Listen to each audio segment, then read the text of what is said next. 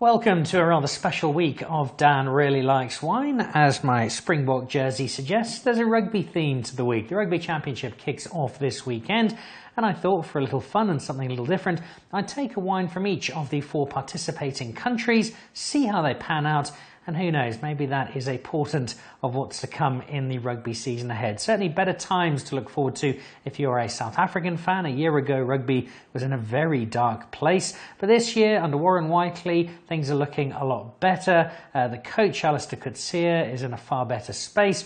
And we're reasonably confident. It is helped by the fact that Australia look awful at the moment. Argentina, there or thereabouts. As always, it's the All Blacks who offer the big challenge. But wine-wise, well, all 4 countries have got a rich winemaking heritage. They form the backbone, along with America and Chile, of the New World wine operations.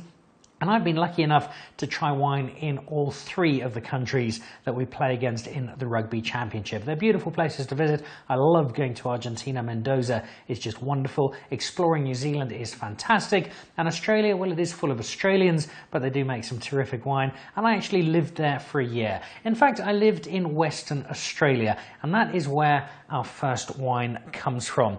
It's a wine, bizarrely, that I picked up in Vietnam when I was there a number of years ago. It's from the Frankland Estate that was started in 1988, and it's an estate that's established itself very well indeed in Western Australia. They make it in small quantities, and this is not a wine you'll find if you go and visit the estate. This was made specially for their export market. So it's a more entry-level wine. It's a Merlot Shiraz blend. Nice simple name, the Moon Wine. As you can see from the dust on the bottle, it's been sitting in my cellar for a while. I've got absolutely no idea what it's going to taste like, but I'm trying it first because my prediction, based on their woeful Super Rugby situation, is that Australians will probably finish 4th in the Rugby Championship, maybe even 5th or 6th. We're a little prejudiced in South Africa. We see a screw cap on a bottle of red in particular, and we tend to turn our noses up and think that can't possibly be any good. But in New Zealand and Australia, the screw cap is prevalent, not just in white, but in red as well, at the higher end of the market. So don't take that as an indication. However, the very, very rusty colour makes me wonder if this wine might just be a little bit past its best.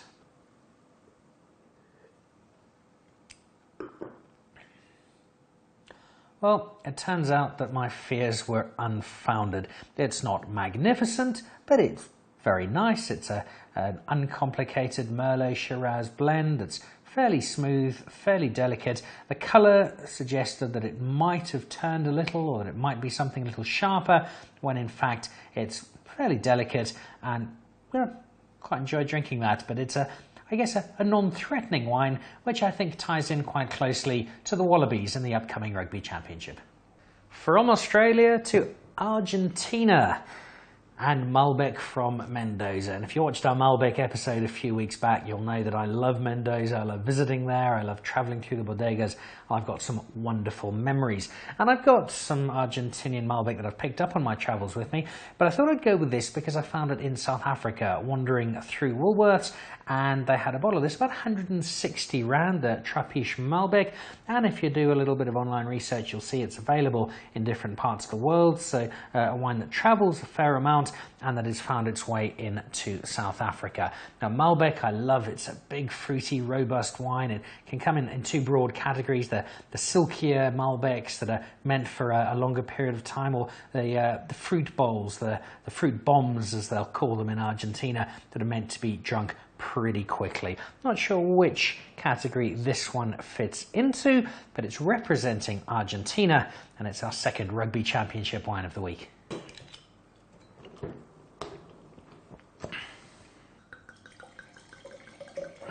One of the things I love about wine is the language, and the fact that it can be incredibly pretentious and wound up. It's half the fun of it, as long as you don't take it too seriously. It's a great part of the industry. But here's a terrific example. If you read the back of this label, natural, diaphanous, genuine and free are the characteristics of this particular wine. I look at this wine and I think, this wine looks like it could well be diaphanous. So let's see if it is diaphanous and natural and genuine and free, and more importantly, if it's a good representation of Argentina ahead of the big rugby to come.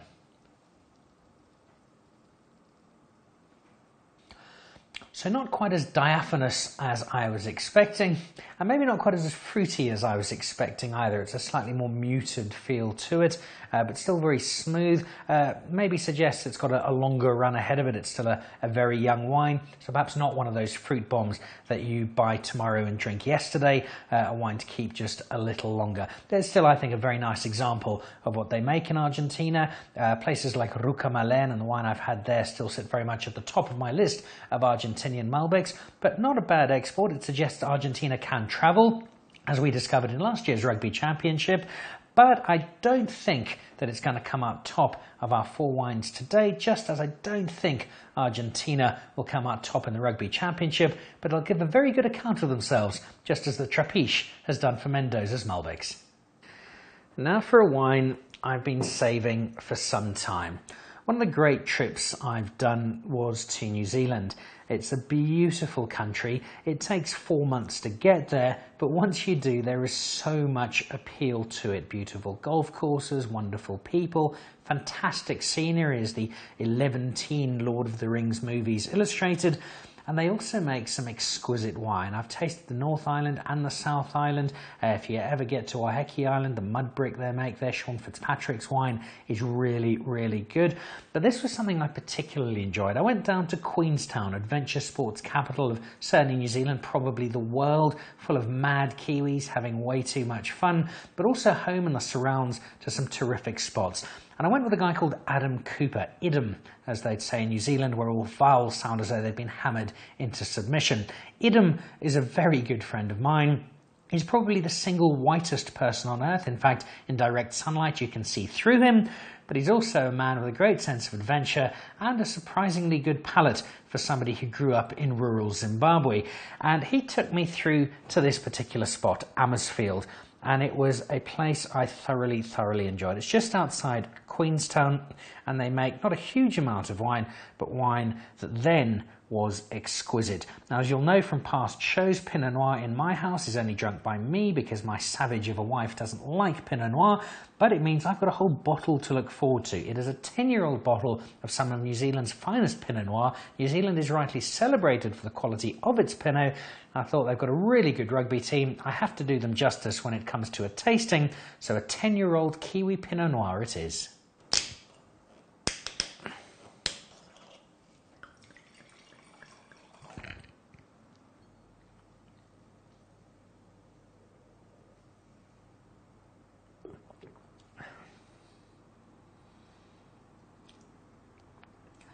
Quite frequently, on a Sunday evening, when you watch Carte Blanche and Derek Watts has run through 48 minutes of misery and 3 minutes of a puppy saving an old person from a tree, you think, right, Monday morning, I'm phoning my travel agent and I'm booking a one-way ticket to New Zealand. Now, I certainly don't agree with that generally. I think South Africa is a wonderful country. Yes, we have our challenges and problems, but I love living here for many reasons, wine amongst them. But if I was going to move to New Zealand, as well as watching rugby and enjoying the beautiful surrounds, it would be for their wine. And this is a very good reason why. It's an aged Pinot Noir, a grape we can drink early, but I think sometimes drink too early. This has got a decade in the bank, and it is showing the investment has been more than worthwhile. The colour has gone from the initial cherry to a slightly more rustier feel, and the flavour is just wonderful. It's got that smoothness of Pinot Noir, but there's an intensity to it, a complexity to it that is quite beautiful. This is just a lovely, lovely wine. Idam Cooper, thank you for taking me to Amisfield. You've got my address. Put another case in the post and I'll be very happy indeed. This is Dan Carter winning a World Cup final. This is one of the 26 Barrett brothers dazzling the opposition. This is New Zealand wine at its very best. And then to our final wine of this week. And we've had the Australian, we've had the Argentinian, we've had the New Zealand. So who can fly South Africa's flag in this particular rugby-themed contest? Well, I had to go for a rugby player, and there are many rugby players involved in the wine industry. Skalkberger making some terrific wine out of Velbeduct. We've had a number of them on the show before. Pinotage made by Bayers, who's got a rich rugby heritage himself. All manner of rugby guys. But I've decided to go with this because this is made by a man I spent some time with a few weeks ago, Jan Boland Coetzee.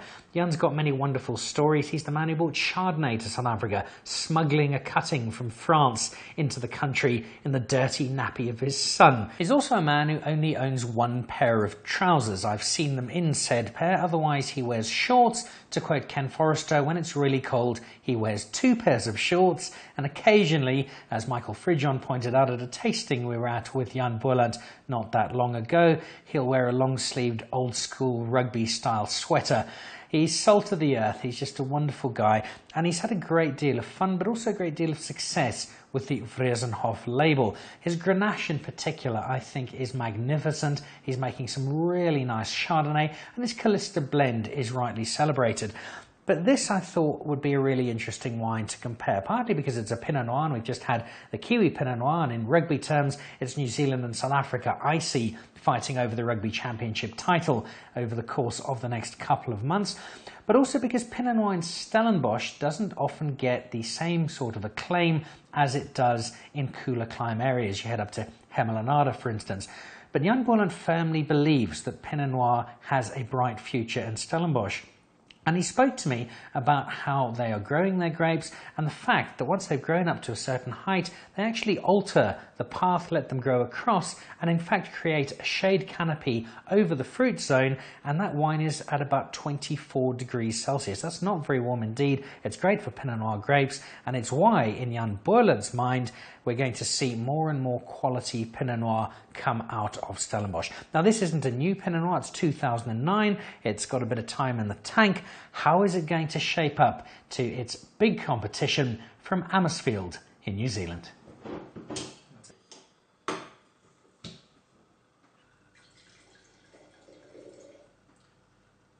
So by way of comparison, where a big Bordeaux blend might be a bruising tight 5 forward, and Ibn Etzebeth if you like, and a light Sauvignon Blanc might be a dainty little fly half. I won't mention any names for a case of self-preservation. So a Pinot Noir for me would be a Carl Duplessis, a Brian Habana, slick, quick, polished, lots of finesse, out on the wing, and delivering a superb job. And Pinot Noir at its best does that for me as well. I love the grape, I love South Africa's versions, but Vriesenhof and Jan Boland have got their work cut out for them, because that wine from New Zealand was quite magnificent. Can our 09 Vriesenhof Pinot Noir compare?